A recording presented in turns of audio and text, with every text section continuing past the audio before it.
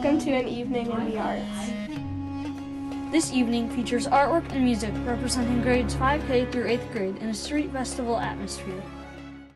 Welcome to the Egyptian Pharaoh Unit, an interdisciplinary middle school project combining art, social studies, and STEAM.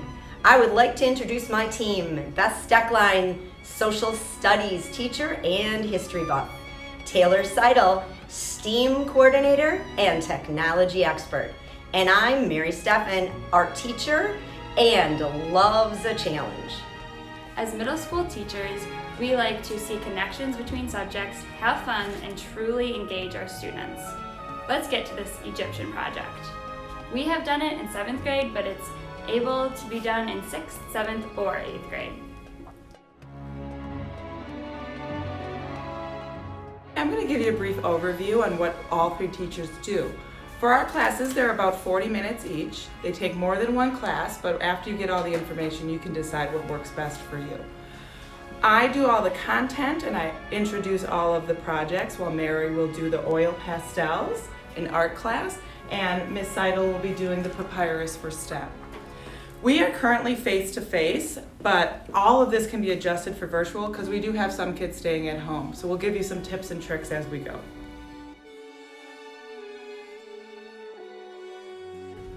Our Egyptian unit takes roughly 3 weeks, but again, that can be adjusted to what fits your schedule best. I primarily use this website, PBS. They do an excellent job making it middle school friendly, and that's where we get the majority of the content. After we do a bunch of the work together and we talk about who these pharaohs are, I end the unit with our 2 assessments, and they're 2 different projects. One's a group project where we do different kind of art projects, such as a bust of different pharaohs. And then we also do a personal project, and that's where Mrs. Steffen and Miss Seidel come into play. The personal project, as you see here, is what I do in accordance with the art teacher as well as the STEM teacher. My job is to teach them what a pharaoh is. They will come up with their own name that is representative of a pharaoh. They will come up with their own description, which they'll write in hieroglyphics. And they'll also decorate their headdress that must contain different ancient Egyptian characteristics. They will also spend time writing 2 paragraphs why they chose these things, so I can really know that they understand the content. They will put all this information on homemade papyrus, of which then we will put together and display in the hallway. Be sure to walk the halls to enjoy musical performances at various locations throughout the halls and rooms. Welcome to an evening in the arts. This evening features artwork and music representing grades 5K through 8th grade in a street festival atmosphere. Let's get ready to get our hands dirty and get into this Egyptian unit. First thing we did in social studies, as Beth had the students do their eye decoration drawn with eyeliner, they came down to me. I had a spot set up out in the hall where we took their photo. We just copied it as a black and white photo, printed, and the students then had an image to create or use their size and proportion to design their headdress. So they trimmed with an X-Acto around their portrait, gave the ear if their ear was going to be visible, and then on a piece of brown paper, torn edges, designed their Egyptian headdress from their study of Egyptian culture, clothing. We talked about the Egyptian profile and how they designate themselves in artwork, so they needed to incorporate that, and they needed to incorporate an animal or the pattern of an animal or some characteristic somewhere in their headdress. Their headdress was created on the torn paper, again to look a bit like a relic, and then mounted on a black paper for the final project.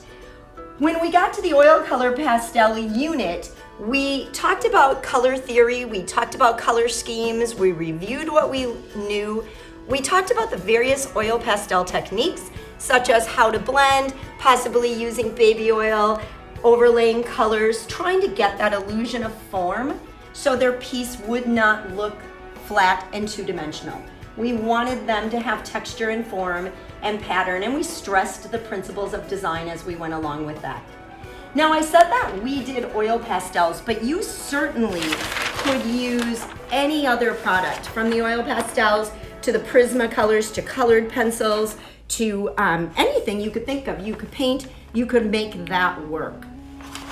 When we finished with our piece, as Beth talked about, there was some papyrus made, there was some hieroglyphics done. Those were added in this space. We left them quite large for a bit of hanging power as they went down the halls.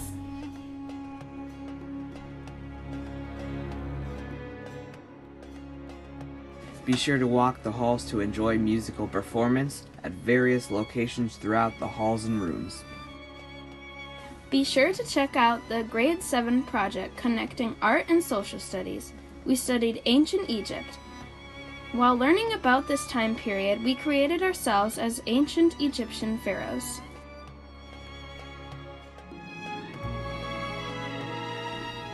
To use Talker, you have to have your picture of your pharaoh and record the student's voice telling about themselves.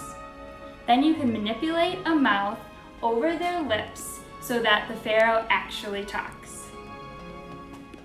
Be sure to walk the halls to enjoy musical performances and various locations throughout the halls and rooms.